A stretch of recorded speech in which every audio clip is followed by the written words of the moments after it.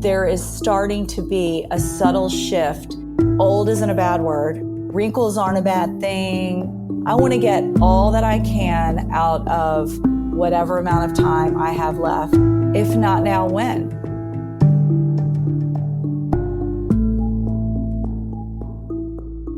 From To Be Magnetic, this is the Expanded Podcast with your host, Lacey Phillips. And your host, Jessica Gill.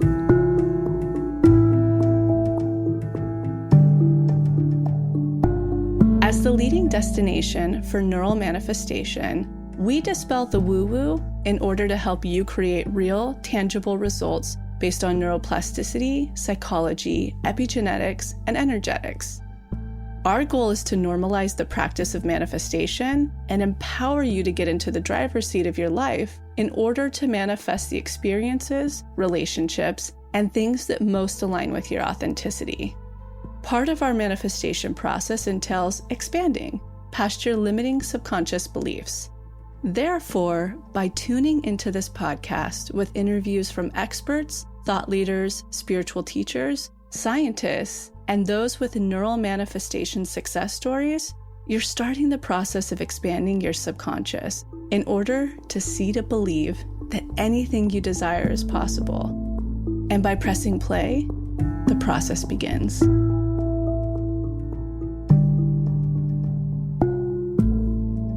Welcome back, everyone, to another episode of Expanded. Jessica here. I hope you all are having a good week. I know things have been a little crazy this week with all the things going on astrologically. Some people are feeling tired. They're kind of pushed against their growth edge. New insights and downloads and revelations are sort of coming through in a new way. And it's so interesting how the timing of episodes line up perfectly with what we need at the right time. In today's process episode, we have a guest who really inspires understanding new layers of self, how to manifest from a place of true authenticity versus ego versus the shoulds, what we think we need to do in order to be validated or worthy in the eyes of others. And understanding a pivot and a transition in your life, how to understand your past chapter and then how to move forward into your future one. And what I also really love about today's process guest is she is a wise member, and she is really turning the conversation on its head about what it means to get older, what it means to dive into the later chapters of your life, and how we should really be celebrating them and welcoming them, and so excited to embark upon journey in the later chapters of your life. So if you are in the middle of a pivot, if you are dropping one chapter from your past down and trying to open the book to the next chapter, but you're unclear, what should you do? What actions should you take? This is going to be your ultimate expander. And if you are someone who identifies with being a wise member and being in a new chapter of your life, maybe your kids have left the home, maybe you're trying to figure out what life looks like in this next phase. Maybe you're a parent that really is trying to define your sense of self after having kids. This is going to be such a powerful episode for you. So I hope you guys enjoy.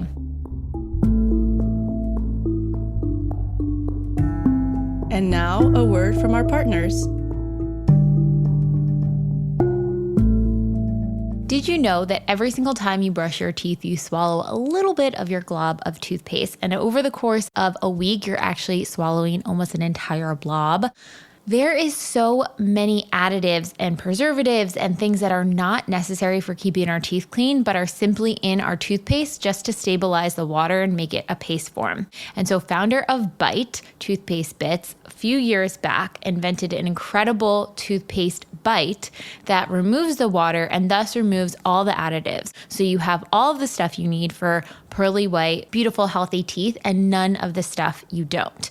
It is one of the cleanest toothpastes on the market, and it even has nanohydroxypate, which is a natural form of fluoride. So it helps support your teeth, restore your enamel, and help with sensitivity. They are my absolute go-to, and I love that they are so sustainable and compostable. There's no plastic tube to get rid of. Everything is fully recyclable. You can get it on subscription, so you could have the little bites with you. They're so easy to travel travel with, so you don't need to leave it in your check bag. You can go through security with it. And we have a code where you can receive 20% off your order. Use the code MAGNETIC, all caps, MAGNETIC for 20% off. Again, that's code MAGNETIC. And you can check out the show notes to find their website and all the incredible products they have to offer and their beautiful pledge to sustainability and how they are working to help the environment. As you guys know, we are huge fans of Beekeepers Natural over here at To Be Magnetic. They are an all organic, natural bee products company that really helps support our brain, gut, health, immune, etc. One product I've been leaning on a ton is their Royal Jelly Brain Fuel. So oftentimes when I'm in states of intense stress, my brain is so active during the night that I have a hard time falling into deep REM sleep. And whenever that happens, I know I'm going to wake up with brain fog. And one of the best, cleanest ways I've found to clear brain fog is with this Royal Jelly Brain Fuel. It is a proprietary potent blend of royal jelly and adaptogens that really help cognitive function. So all of these things together work as a powerhouse to support your brain in a way that doesn't give you jitters. You're not shaky, whereas like some other brain fuels will add that to you, especially if they have caffeine in them. This is just a very clean way to enhance your mental clarity and focus. It is completely clean. It is the best way to support your brain, especially on those days when you have a lot of stress or maybe you didn't get the rest that you needed, and really helps to reset you and completely change your day ahead. So if you want to try out the Royal Jelly Brain Fuel or any other Beekeepers Natural products, you can use the code TBM to get 25% off your first order. That's TBM for 25% off your first order. Or you can go to beekeepersnaturals.com and use the code TBM to get 25% off your first order. All right, on to the episode. Today, I'm here with Barby White. Welcome, Barby. Thank you. Excited.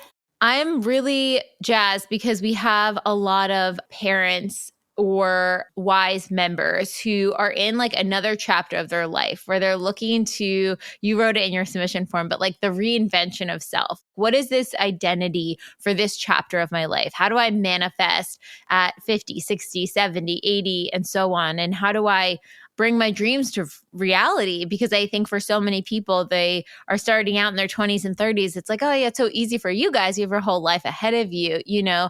And I really liked your perspective because it was shifting to, no, my whole life is ahead of me. I can reinvent myself at any time, and using the TBM work to pull back those layers. Absolutely. And, you know, I've been thinking, because I've listened to all your podcasts and have been thinking about, you know, there's definitely a conversation worth having about the 50 and up group. And I think maybe you guys call your wise group 40 and up, but particularly the 50 and up, because again, and I get it. I wish I was doing this work in my 20s and 30s, but you know, you come to it when you come to it.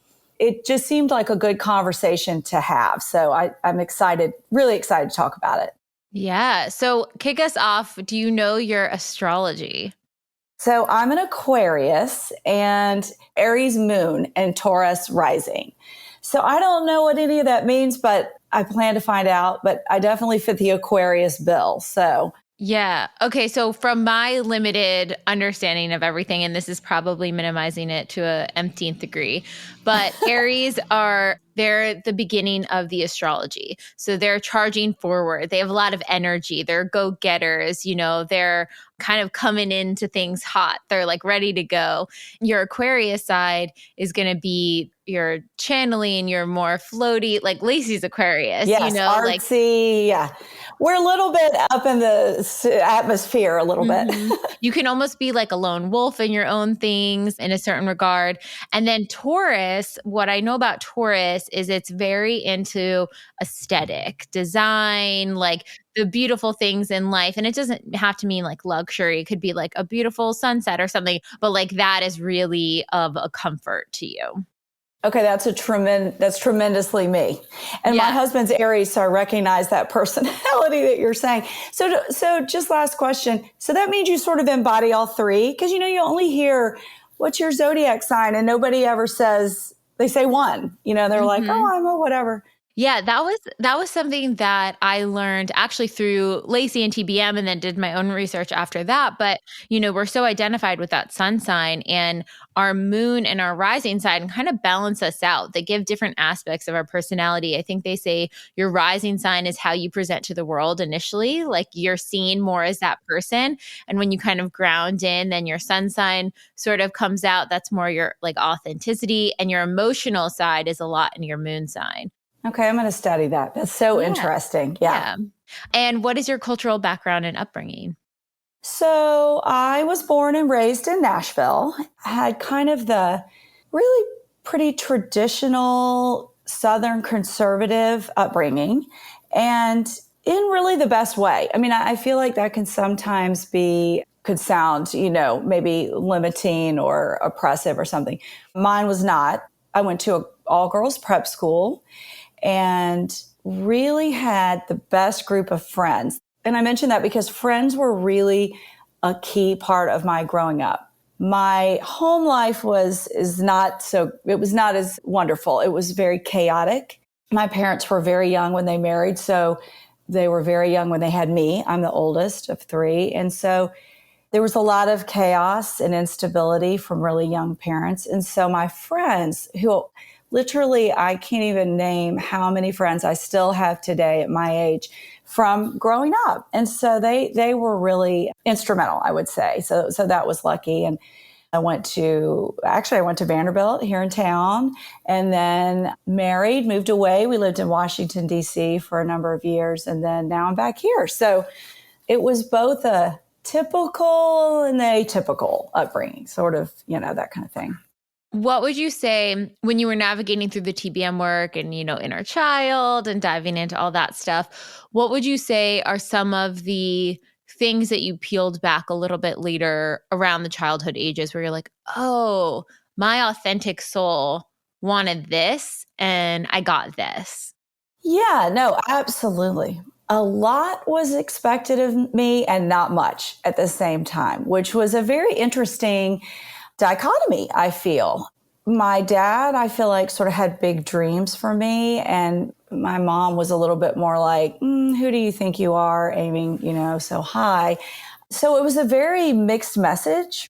I had that push-pull inside. I was like, I can be anything, but can I? It was a little bit of maybe not, I don't know. And my early jobs were, and I don't mean teenage jobs, but my early, like once I graduated college, I worked with children. I worked with special ed children. And then I worked in a corporate population in a kind of work family balance world.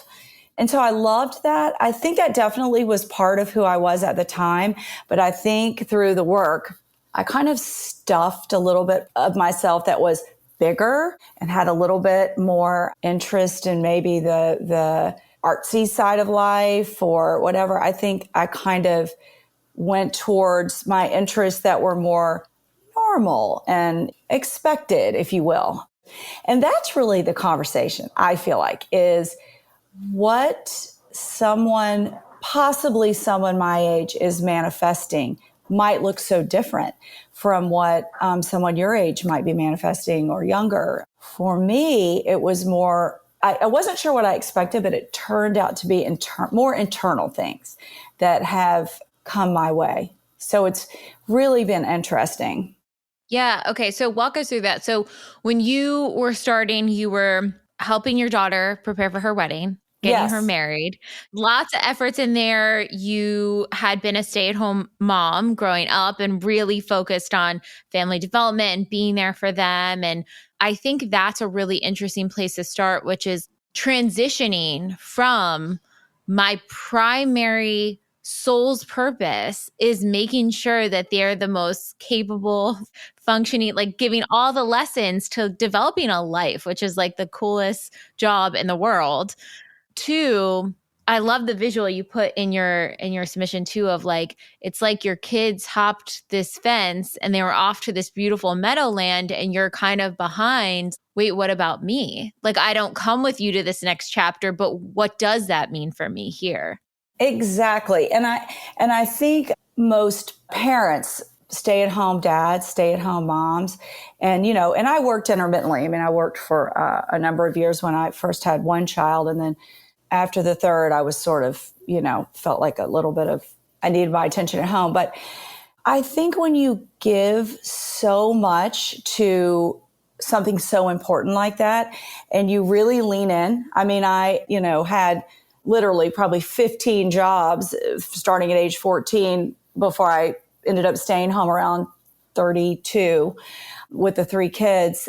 I really leaned in. I did the whole thing. I tried to be there for all of the ups, the downs, and you sort of, you find your community in doing that, and you're right in it. And there's not a moment of that I regret. Like when my 2 youngest, one was graduating college the same 2 weeks before the other one graduated high school. My daughter was already off on her own.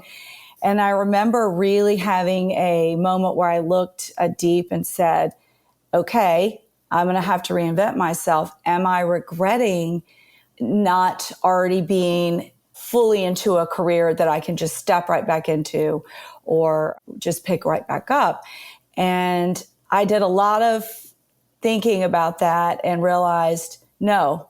And that was a good thing to realize. I mean, it was a relief to realize, because certainly we all can't do it all. And there's, you're going to have regrets in your life.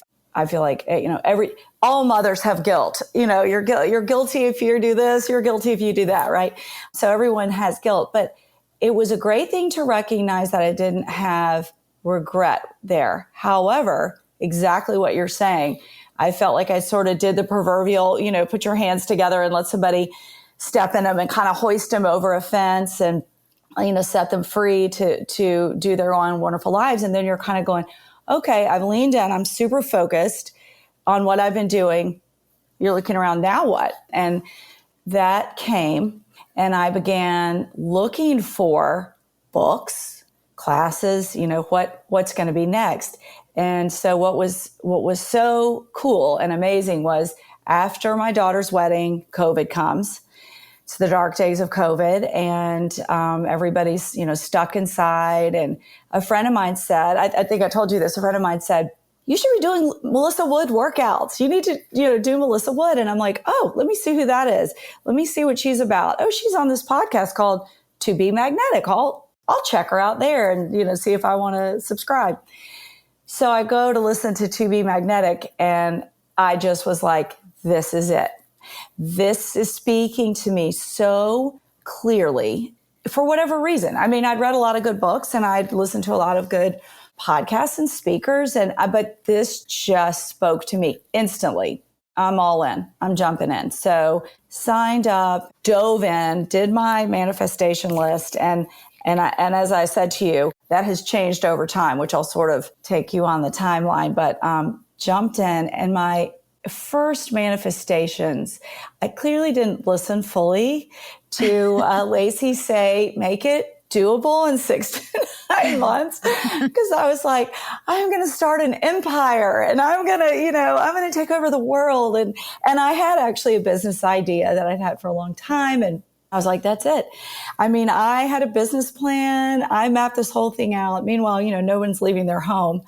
I'm thinking the second COVID's over, this is it. I'm taking over the world. I'm going to start this cookie business. I have, some interesting recipes. And so I went down that path. That was sort of my main manifestation.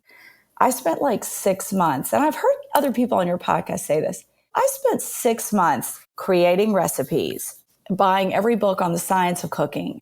I even spoke to a lawyer about names, about trademarking. I mean, I went so far down this path. I told a few friends. Certainly my family knew I was in the kitchen 24/7 making cookies. And there was a point in time, probably 4 to 6 months in, I mean, a fair amount of time in, and this was really what I was doing, spending my time doing. I just realized I was so not enjoying it. And I was just spinning in circles, driving myself crazy. And I was like, why am I not like, this is my dream. This is what I want to manifest. I'm all in. I'm throwing myself in, 24/7. And I kept sort of going, no, this is what I'm going to do. And I just would ignore that it was making me very stressed and I wasn't enjoying it. I kept thinking the joy will come back. I'll just keep going. And then I started thinking, I can't stop doing this because I've told everyone this is what I'm going to do. And everyone sees me working on this and I have to see this through. And so what was so interesting and one of I feel like the earliest significant things I got out of the workshops was, okay, hold on. Am I going to push through something that for whatever reason does not seem to be the right thing for me? For whatever reason. Yes, I'm a great cook. Yes, all my family was like, oh my God, this is the best cookie I've ever had. This is great. You nailed it, and I was like, okay, am I going to let the idea that, well, I've got to be a good example to my daughter and I want my husband to be proud of me and I want my kids to, I got to take over the world. Am I going to stick with that? Or am I going to listen to what I'm hearing inside, which is, this isn't it?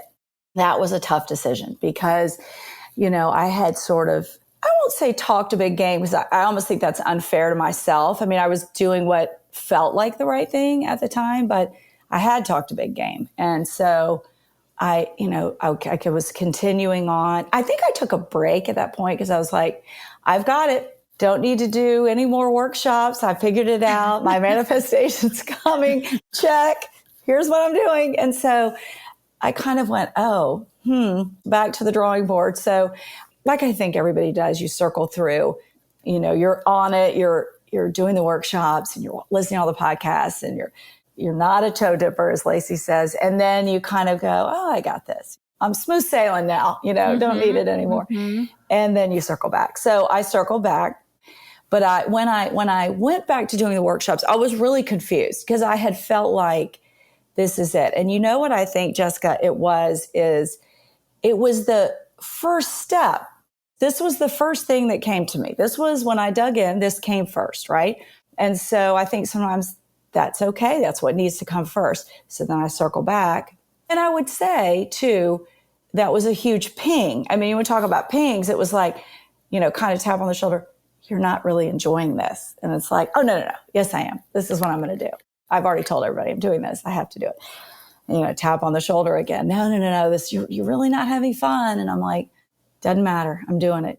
I kind of listened to that ping and went, and you know what? I would tell you that's the first time I kind of trusted the process as I was like, okay, while this isn't making a ton of sense to me and how I understand this work, this is what is coming up.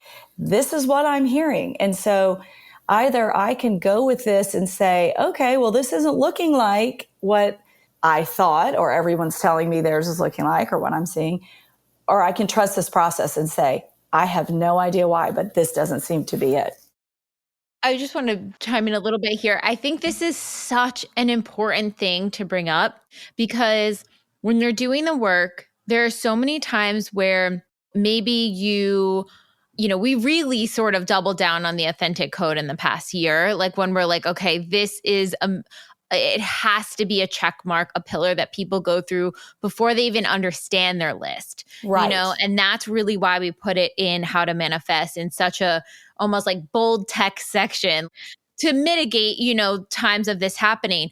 But I also think sometimes it is your manifestation to follow this out because the lessons you are learning from following it through is going to help you in whatever you're supposed to do. And that's where that trust comes in. And why we have the monthly check-in. That's why we have monthly journal prompts. So you can see, okay, wait, what's actually coming up right now? What's being asked of me? And then you know when you need to pivot or navigate in a different direction because you're always going to be guided. There's that nudge on the shoulder at all times, helping direct you closer to it. And I'm so interested to see like a year, 5 years, 10 years out, how the work that you did around developing that cookie business at that phase informed or taught you lessons that are going to help you on the next chapter. But it's so important for anyone listening. where are you forcing and not listening to the nudge that it's time to like maybe take a step back and look at something else? That's right. And I feel like also be okay with it not looking like you think, because it was confusing when I finally sort of almost stopped in my tracks, if you will, and said, okay, I'm not enjoying this. What the heck, and went back to the drawing board.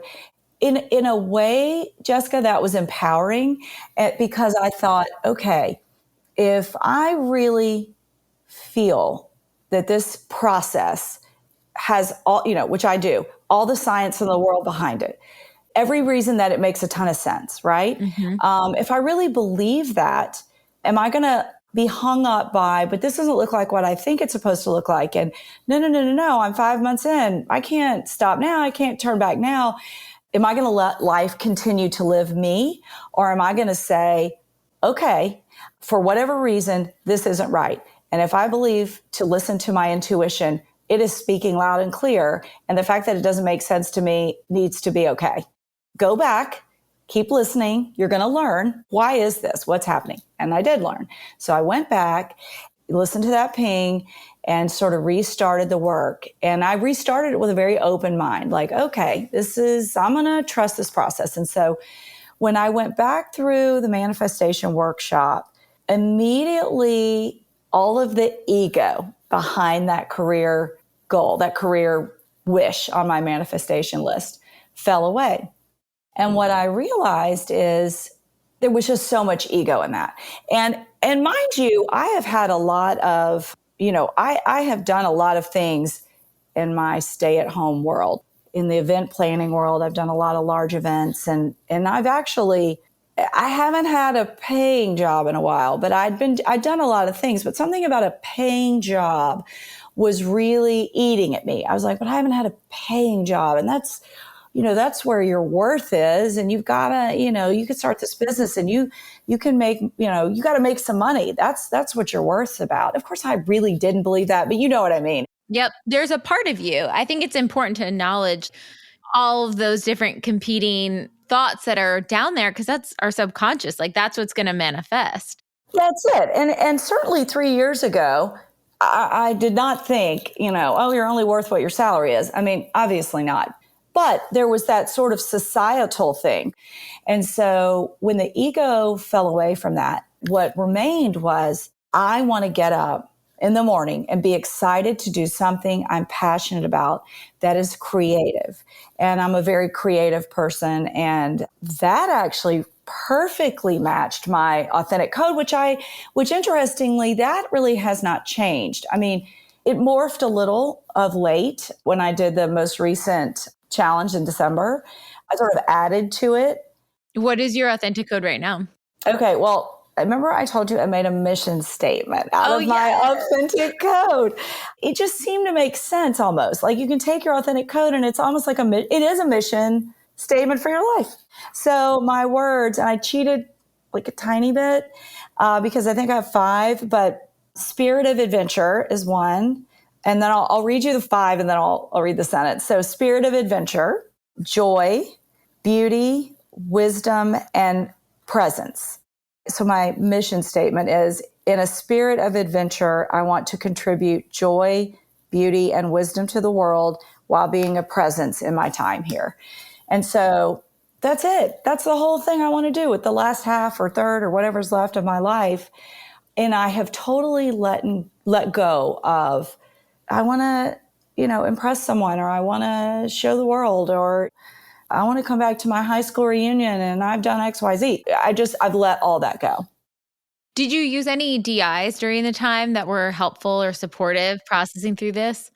Absolutely. I really relied a lot on the trigger DI because I almost feel like that's a good catch-all.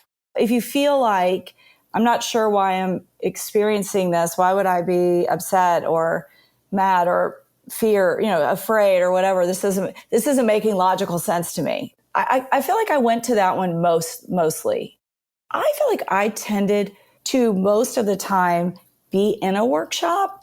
Sometimes I would plow through like in challenges, and sometimes I would just sort of be in an ongoing workshop. And maybe I wasn't even doing it every week, but if something came up, I'm like, I'm going to go back and do the next day of that workshop because, I just felt like to stay in a workshop was always beneficial to me.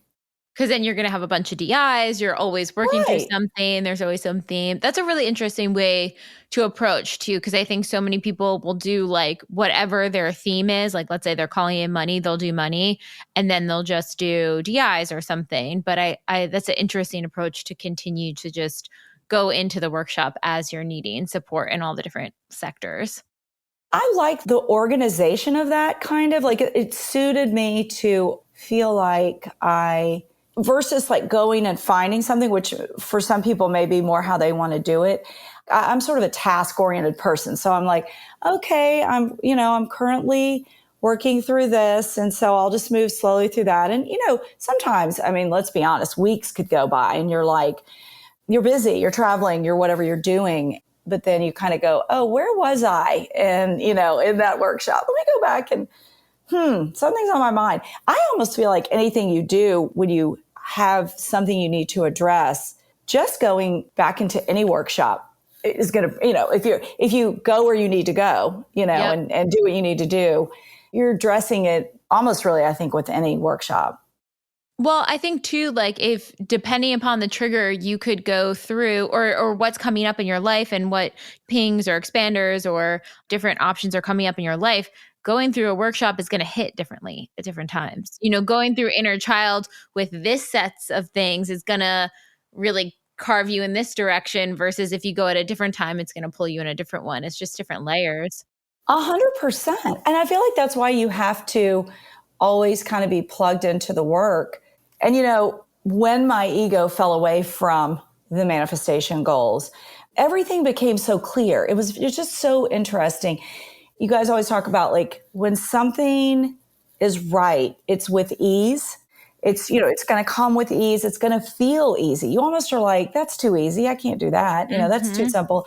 And I am definitely in restudying the patterns of my life, which I thought was great advice. And always, when I look back at the major things I've manifested, from manifesting a partner to some really great jobs that I've had along the way to, all kinds of things, friendships that just kind of came from out of nowhere and were huge, huge blessings.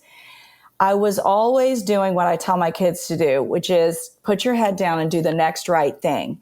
And if you just keep your head down and do the next right thing, you're going to be rewarded. The universe, God is going to come in and you're just not going to believe what happens. And don't spin your wheels. Don't look too far down the road. Well, of course, it's really easy to give that advice and it's a lot harder to take it. So when all the ego fell away from my list, I was like, okay, well, this is too easy. I could find a lot of things I'm excited to get up and do that could contribute to the world. I can go down so many paths and I don't even know how to do that. That's too easy. That can't be it. And I kept feeling this, no, that's it. And I was like, okay, I'll be open to that. Don't even know really what that means. I had a lot of ideas, and I still have so many ideas. I'm not going to be a guest that sits here and says, and I got a house in the mountains and I got, because at my age also, you and I discussed, people my age have acquired a lot in their life. If they're lucky, if, they've saved their money, they've made sacrifices, maybe they're in the house that they are happy to be in, or maybe they were able to buy that lake house or that, whatever. And maybe they finally are shopping at the stores they always wanted to shop at that they couldn't when they were younger and had little kids and, making all kinds of sacrifices and stuff. And so at my age, I feel like the manifestations maybe could be more vague. I don't really know, but like for me, the biggest thing I've manifested is a total shift in my worldview and my view of really my own story, my sense of self. And I want to say, you are where you are where you are when you're there. I look back at my life and I'm not saying I've had the perfect life. I'm not saying there aren't some serious sadnesses and regrets and all of that. But I've also had a very blessed life, and I've had a life that I wouldn't necessarily go back and change. But at the same time, there are things that, if you could have had them different, you would have. And so why not now? Why not have a shift in your view of self? Why not have a new adventure going forward? So, and I have to say, the tests started coming in like you would not believe. So once you shifted, like you just walking people through that process of it, you were calling in this cookies situation, you were working your buns off, you were getting the ping to slow down, you had to shift. You're like, okay, here you universe, I got it. It's not the thing. Okay, you redo your list, you redo how to manifest through the lens, your ego sort of drops away and you're like, oh, it's not about proving my worth by this successful company. I am worthy. How do I live this life for me? Then what started to shift, or what tests were coming in, or what dynamics were presenting then? I got a ton of pings first. I mean, that's actually what first started. And this again was probably 2 years ago. Huge pings to clear space in every way. A very strong feeling that I needed to take this kind of room that was originally going to be an office for me and turned out to be for years storage, and take it back. And it was all me sticking the stuff in there. It wasn't anybody else. But I mean, it was nothing but a storage closet. But it was designed to be a room. So for a while, I just kept getting the same ping: clean out your office, clean out your office. And I remember thinking, no, God, that's not what I'm asking you. I'm asking you, here are my questions. That's not my question. It's just like, no, clear out your office. So I did that. And then other clearings were, and this is a big one. I think a lot of people in my age range, parents, moms and dads, I've very much felt a intuition and I'm using Lacey's terminology from a long time ago, so I don't know where I heard this, but she said it one time, I wrote it down. I sort of unplugged my electrical cord from my children because I was still I'm very close to my 3 grown children, but I was just a little too plugged in, and I wasn't a hovery mom. I wasn't a over-involved mom at all. It's funny. It wasn't that. It wasn't that I was minding their business or worried about them or checking on them or anything. It was a purely emotional thing. My emotions were still too connected to them, and it was nothing on their side. They weren't needy. You felt that pull of I can feel what they're feeling. I'm like going through the emotional waves with them. And I think you're not a parent yet, but when you're a parent, it is, I always use the analogy, you give birth to a child, you give birth to your heart. Your heart is out walking around in the world. And so it's really hard to pull that back. So I had these 3 little hearts walking around out in the world, and I'm like, no, I got to unplug from them. So I actually did an energy clearing. It was so cool. And I didn't tell this person anything. And they were like, you have these cords. And I'm like, yeah, cut the cords. Cut the cords. I'm here, cut the cords. Go ahead. That was instant, but it was helpful. And, I just really kind of rerouted my power back to me. So there was that clearing. And then there was, physical clearing, clean out this room, make it an office, and bring things from around the house that really represent you. Fill this office with you, which I thought was so interesting. I was like, okay, so I went around to bookshelves and knickknacks that were my favorite things from this and that, and brought them to the office and put them on the shelves, almost in a comical way. I was like, okay, now what? Here we are. I did it. Task done. Okay. Come on, bring it on. So, and I cut relationships. That was a very strong one. I cut just some friendships that were friendships for a season and didn't need to be long-term. And sometimes you limp along trying to keep resuscitating old friendships that just kind of need to maybe go. And it's nothing about that person. It's just not, it's just not serving you. Not the timing, not the it's not right the time. And it's whatever. So some friendships like that. And then I had to set a really difficult boundary with a family member. But that was a very clear deal breaker. So that was really tough. How did you, because I've heard you say a few times, you struggle with the long-term vision, the long-term clarity. I think even around boundaries, people have a really hard time understanding what's a deal breaker and what's not. I know we have like the test checklist of like, does it impede on your boundaries? Does it make you feel small? Did you go through something like that? Like, how did you get the clarity to know this is a deal breaker? We need to have a deeper conversation here. It was so crystal clear. And I believe it was crystal clear from truly decades. I mean, I was decades late setting this boundary. So I think for me, the checklist went on for, maybe 30 years. So when it came to me, it was so crystal clear that I sort of feel like it was decades in the making. The clarity was just so strong. It had to have been that. Truthfully, it was not a question in my mind.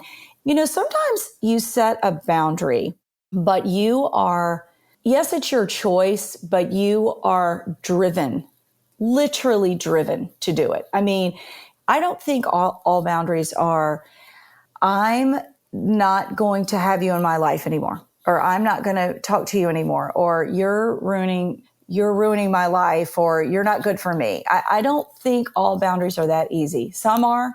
I think some are you regret so terribly, but you have just been pushed away and you finally see it. And so the boundary is more recognizing maybe a situation that's irreparable and irretrievable and saying, okay, I'm going to accept that. It's almost you're accepting their boundary and their boundary being, this is who I am. This is how I'm going to be. I'm not changing. I'm not changing because we've had conversations. I'm not changing because we've had drama. This is who I am. And you, as the other person finally say, okay.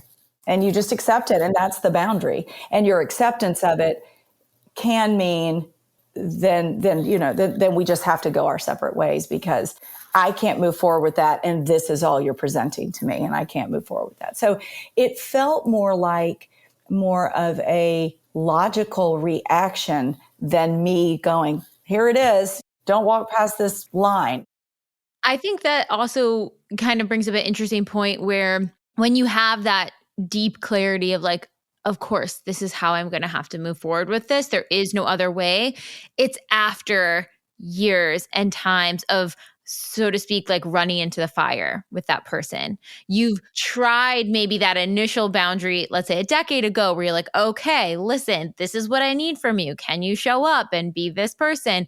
And then they will show you with their actions if they can or can meet you there. And then what you're saying, what you got to where you set that boundary was like, okay, we already tried the other versions. This is about accepting that this is all they can give me right now, and that doesn't work. So I either need to take space or put limits on things or whatever that situation may be. 100%. And it was, and I want to be clear, it was decades of conversations. I mean, too innumerable to count with multiple family members. It wasn't just me. And so it was conversations. It was every effort you can imagine. And so sometimes I just feel like intuition just absolutely just knocks on the front door. I mean, you're not even getting the tap on the back. It's just like ding dong, it's the door. Yeah, here I am, and you almost just can't do otherwise. And so absolutely, it was not you're getting on my nerves. I think I'm going to have to say, it was a culmination of truly decades of this person saying, this is who I am. It's too bad I didn't listen sooner. But, sometimes you just don't, you're ever hopeful maybe, or you're ever hopeful, or you believe in people when they aren't giving you a reason to believe in them, but you just do. And that's life. Also, had you earlier on set that boundary sooner, there may have been like, well, what if they could change? Or what if it's just, like, why am I giving up on it at this point? Like, you needed to feel all your feelings and process everything you could around it to get to the place of that firm boundary. You're exactly right. I needed to feel there was not another possible way in order to be comfortable setting this boundary. I mean, I had to feel like there was just absolutely no way forward otherwise.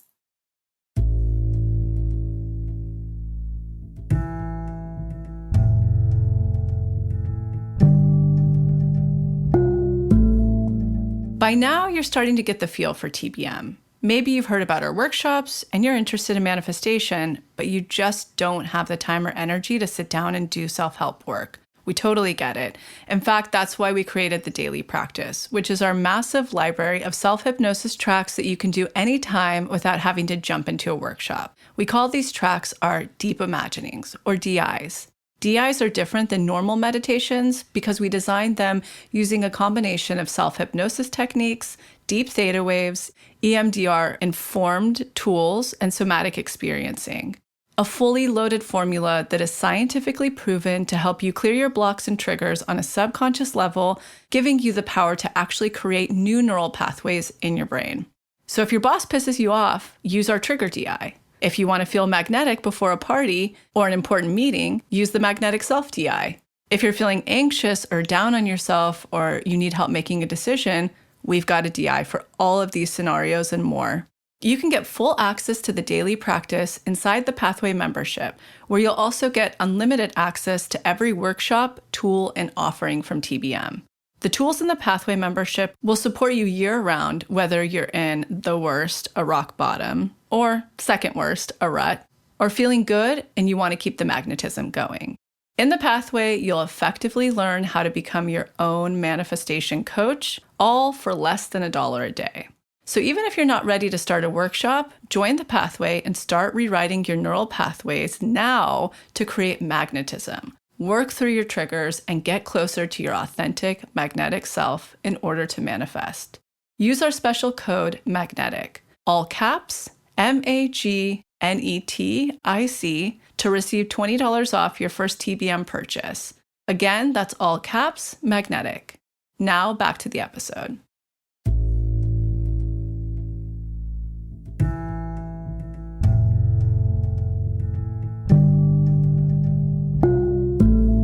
Okay, so you set this boundary. You decorated the office space. Then what started coming through? Cut the cords, did all the things. Cords, yes. And so then came so many tests. So the tests start coming in. So I had always done a lot of volunteer work in leadership roles in a lot of ways and always enjoyed it a lot.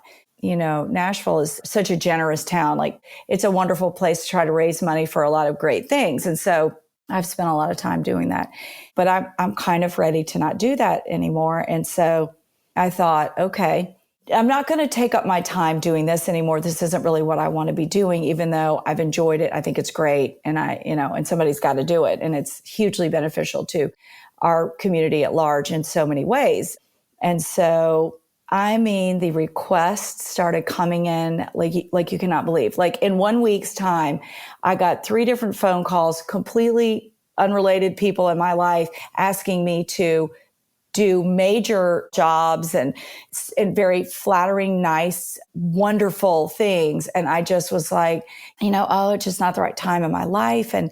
But I'm so honored to be asked. And so, I was like, okay, I did it. I passed the test. Next day, another phone call. I'm like, oh, okay. Gosh, thank you so much for calling. And then the next day, and I'm like, oh my God, but I just kept turning it down. And I think the test was in these phone calls was, okay, you currently have some time on your hands. You're going to say no? Why are you going to say no? You have time on your hands. But the huge message to me has been clear. Keep everything clear. You can't move forward with something different if you're not keeping everything clear. You're not keeping space. And so I was like, I'm not going to do it. I'm going to, once again, I'm trusting the process here. And I love the phrase, a clear mission does not always have a clear path. I just love that phrase. I know my authentic code, and these requests were just a no. They were a clear no, but it was just funny that there were so many. And then immediately after I turned this down, turned that down, this, that, several things came flowing in. I was sort of hoping to be able to join this group of creatives that, are just kind of like-minded people. And even though I don't really feel fully like I have my foot in the door of that world, I was like, oh, I really want to be a part of this group. And all of a sudden they called me. And then And then this podcast, I mean, getting to see you on the street and be like, hey, maybe you could have somebody over 50. And you're like, well, why don't you submit? And I'm like, what? That's very fun to get that chance to have a conversation that I've actually thought a lot about how great it would be to have or to hear on To Be Magnetic. So I just love that. That's so much fun. Yeah. What do you think the clearing space connected you with on the other side in terms of like a level of self-worth? Because I'm seeing that the person who is keeping their office as a storage space that they can't even use, the person who is doing these nonprofit that really help the community, but again, it's like not filling up your own cup, it's filling up someone else's, is someone who feels that they should do all this for other people. You're holding the weight of other people before putting yourself first. So how do you think that shifted into, I mean, now you get to be a speaker on a podcast. That's you first. You know what I mean? Yes, so it's like, yes. what was the internal mindset of, wait, my needs matter? Did you have like a little saying, a mantra, an empowering belief, something you switched over to? Because the actions that you were taking before versus post-clearing space is a very different subconscious belief.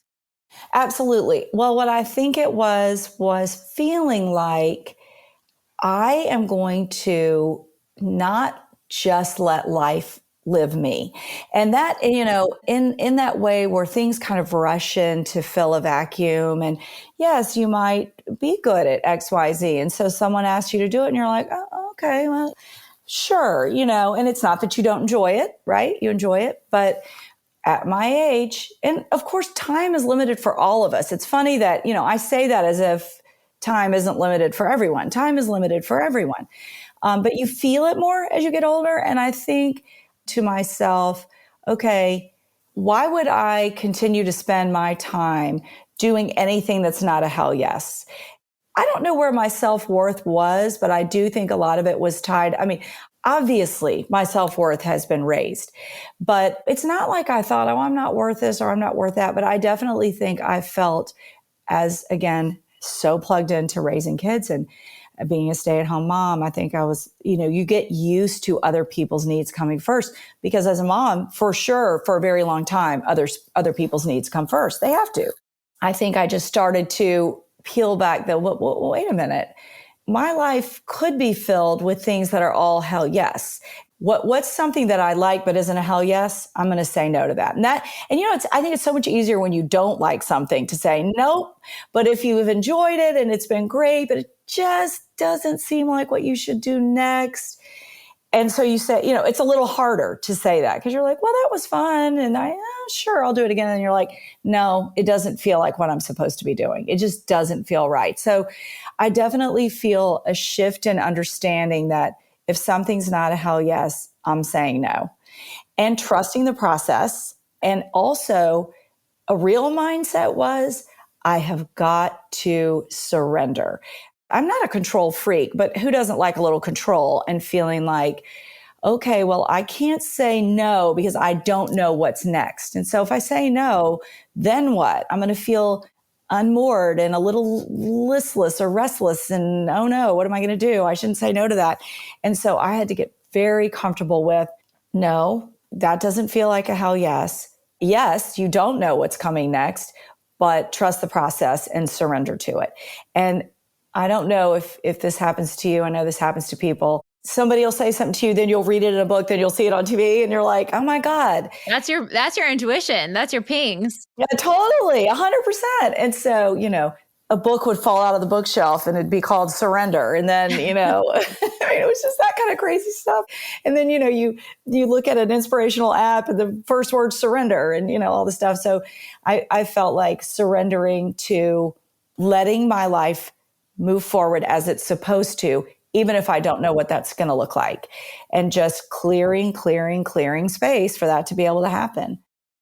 I think this is a really important message for people right now, because I think even astrologically or things that are going on in the collective, like it's a complete time for everyone to look at where are you plugged in to things that are not a hell yes.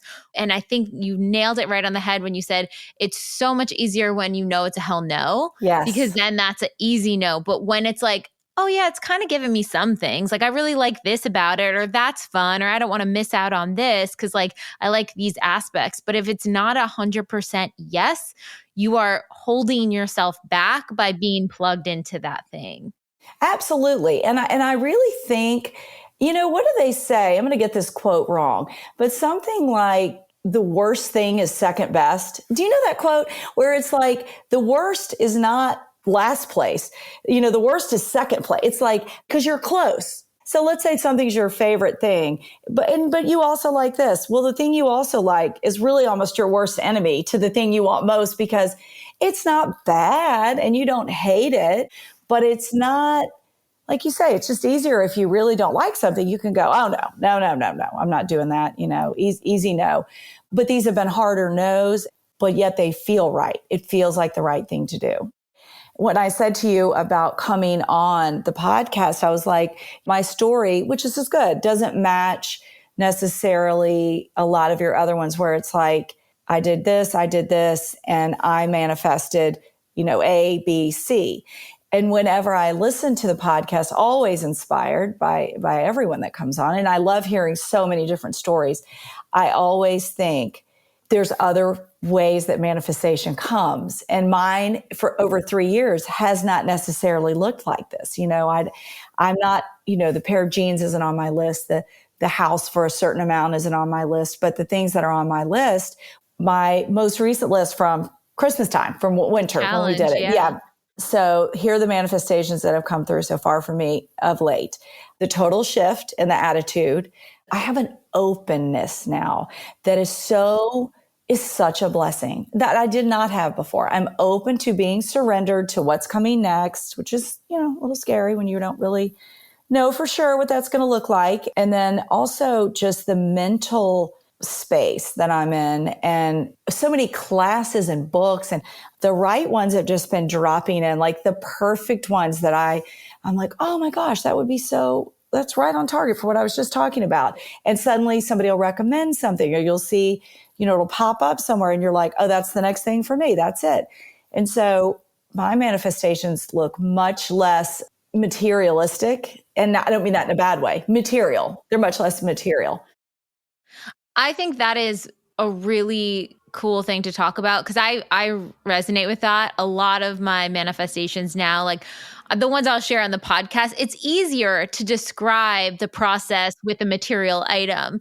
But I think what is actually filling our souls and what we're really craving amongst this work is the immaterial. It's the feeling on the other side of it. It's the how to dance with the universe in a way that feels joyous and lifting us up and towards our highest good. How do we support ourselves when we face tests and triggers, but how do we stay the course for our soul's journey and evolution as we're going? And that's all the immaterial aspects of it. Absolutely. And I was so happy that you were interested in this conversation and it looking different, because that even more says to me how true the workshops and the platform is, because it's easier, it's clearer to have people on that say, oh my gosh, I said no to, this awful boss. And the next thing you know, I'm making six figures. Or I finally broke up with this boy that was terrible for me. And I met my partner. Those are so much easier to say, oh, wow, A happened, then B, then C. It's so clear. And so I am so impressed that you and this, whole platform is willing to discuss it in this way, because I literally have an image of myself taking a walk through my neighborhood where I listen to the podcast and thinking, I'm manifesting so much, but it doesn't look like all these people that are here. And so after, bumping into you and meeting you and talking about this, I was like, this just even speaks to me even more highly of what To Be Magnetic is really about. It really is about whatever that is that you need to manifest, that you that's there for you, whatever it is that's meaningful to you that you can find within yourself is a manifestation. It just can look different for so many types of people, age groups of people, circumstances of people.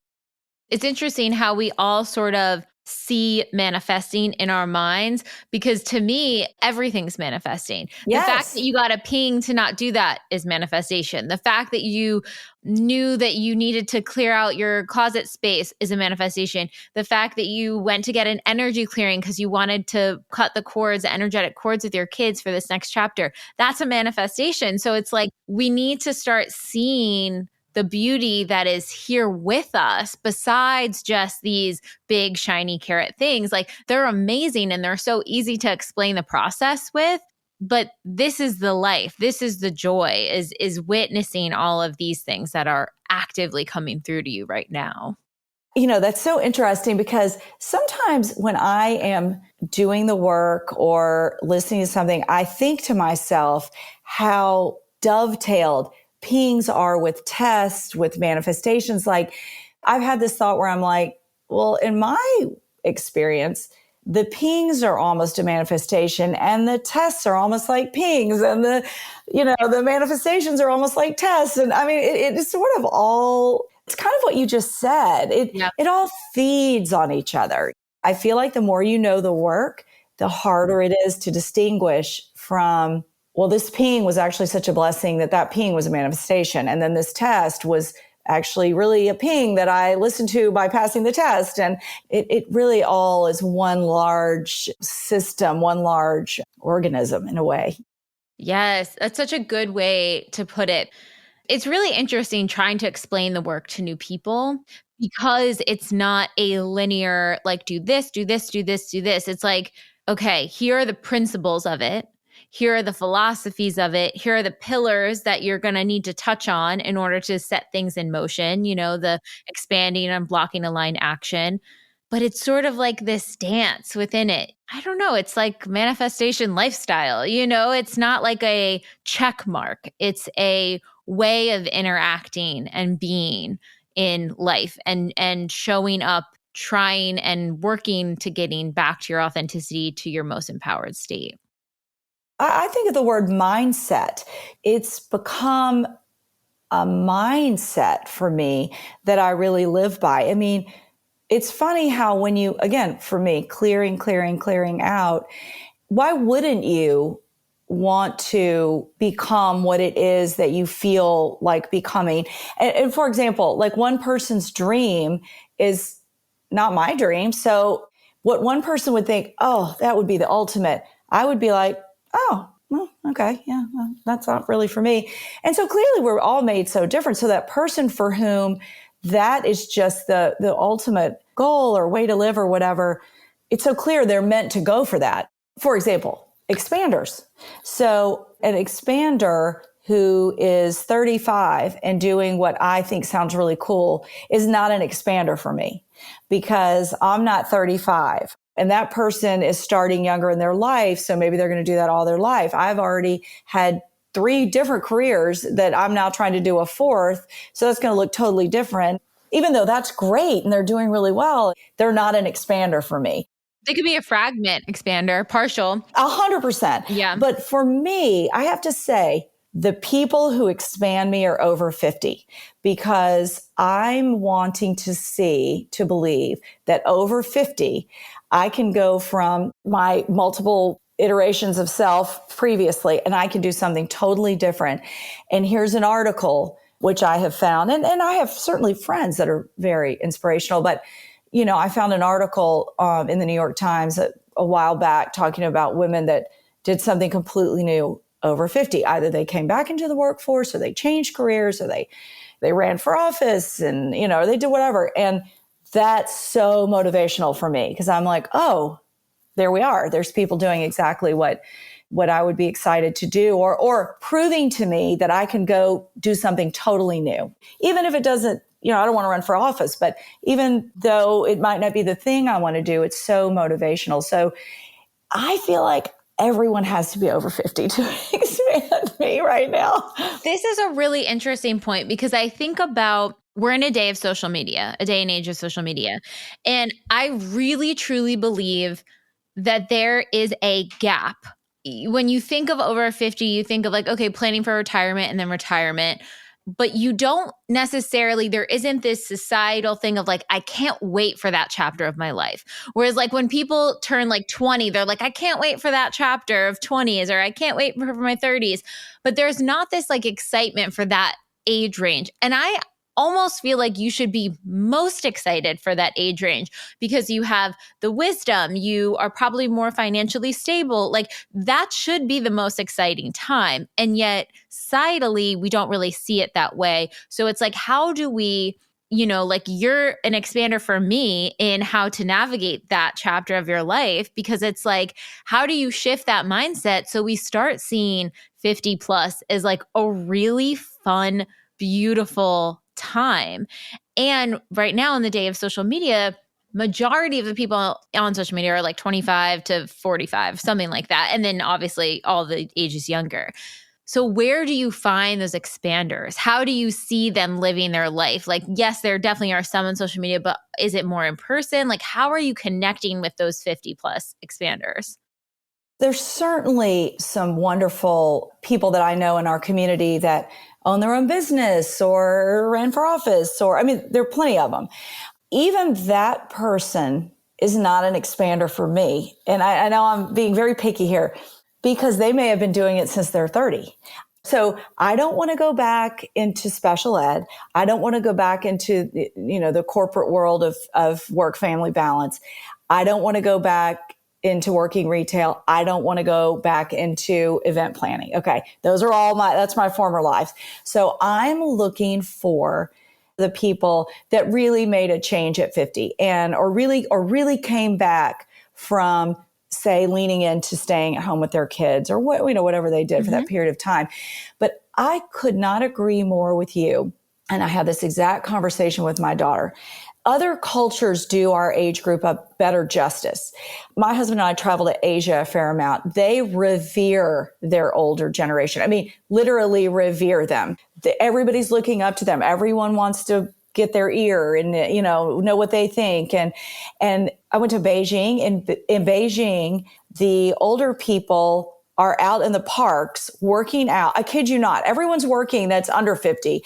And the 50 plus year olds are in the park working out, playing mahjong, doing hacky sack, painting on the sidewalk. It's like the coolest thing. But today, and you hear this all the time, 50 is the new 40, but it really is. Like I feel exactly like the person I was when I was your age. I feel exactly the same. I'm just further down the path. We're both on this earth at the same time. I started sooner than you did. So I'm further up the path, and if you look at life that way, if you look at, I've just been here a little bit longer, putting the puzzle pieces together a little bit longer than you have. I've got a few more pieces in the puzzle than you have. I can see maybe the picture of the puzzle a little clearer than you can, all because I've been here longer. I feel there's a shift. It's very subtle, but I feel it's beginning. I feel there are enough people my age and my attitude, let's say, there is starting to be a subtle shift. I feel like you're starting just barely to see it in social media. And I feel like you're starting to see people say, old isn't a bad word. I mean, I don't feel old, but some people may say I'm 58. They may say I'm old. Old isn't a bad word. Wrinkles aren't a bad thing. I just feel there has got to be a shift because you're so right.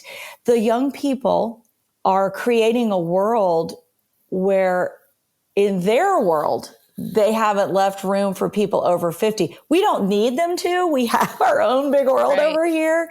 But even for when they move on to that next chapter, they should have something that they are excited and looking forward to. Yes. And like you say, there is so much to say for having, navigated the difficult years of childbearing. Those aren't easy years. Those are joyful years. They always say long days, short years, but they're long days. It's not easy. And so when you get to the other side of that, or you get to the other side of getting yourself to where you want to be in your career, or you are living where you want to live, or I just feel like life is just almost beginning in a new chapter. And I really hope that social media will begin to reflect that more and more, because in my friend group across many cities, I mean, I have friends in, all over the United States, all of us feel just the same. We're all like, let's go. Here we come.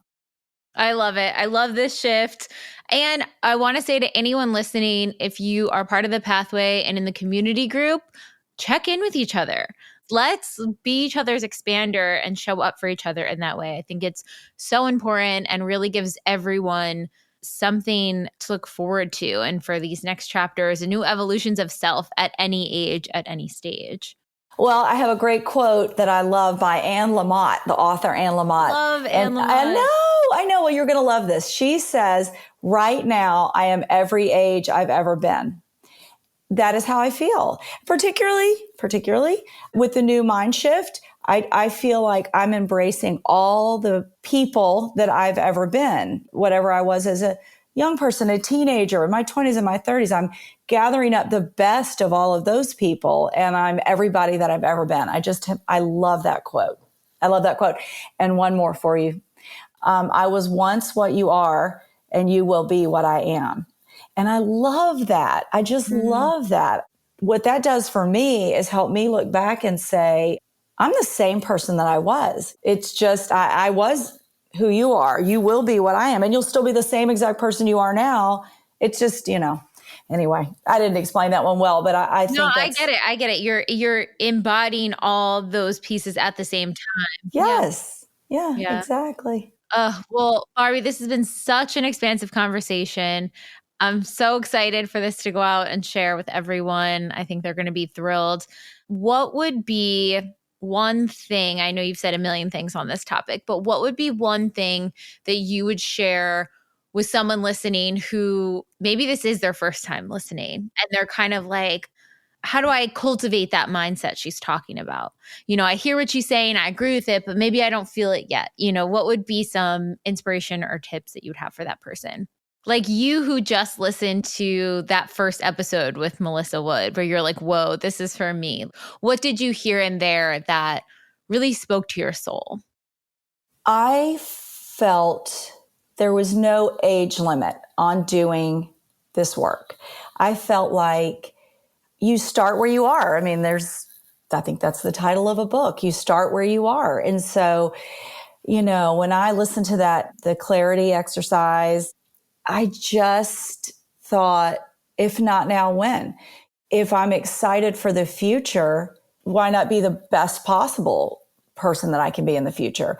Why not, be sure that I'm not leading the unexamined life? They say the unexamined life is not worth living. And so I want to lead the examined life. I want to get all that I can out of whatever amount of time I have left. We're all limited on time. And so don't be afraid to go for it. Don't be afraid to get in there and lead the examined life. I really think that's what it boils down to. So well said. Thank you so much, Barby. And you guys can all connect with her in the community group. We'll tag your Instagram. It'll be a great time. And you can help expand others in so many ways too. Well, if I can at all, that will be an honor. And again, I really appreciate, getting to represent the over 50 group in some small way and have this conversation. It's just been great. Thank you so much. Thank you.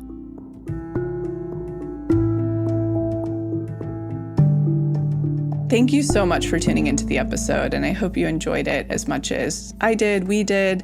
And in case you're not totally ready to join the pathway yet, I wanted to share a few of our free offerings that I'll often suggest to people as a little bit of a blueprint to get them started on their manifestation journey. The first place I like to direct people completely for free is the motivation. You can see it linked below or on our homepage as our testimony library. And it's categorized by different subjects, whether you're calling in career, money, love, wellness, and much more. When you're reading about a member's experience of what they manifested, you're actually seeing to believe and showing your subconscious that that very thing is possible for you. The second place I like to direct people, if you haven't listened to it on this podcast yet, please go back to the episode titled Manifestation 101, where you'll learn the basics of neural manifestation to truly understand this process. So go ahead and check out those free resources, the motivation and the episode Manifestation 101, all linked below. And in an effort to make sure to have representation in this process series, go ahead and submit any process testimonials you have, especially to our LGBTQ+ community, our BIPOC, as well as the Ys, which is anyone in the community who is 45 and over. All right, we'll be back next week.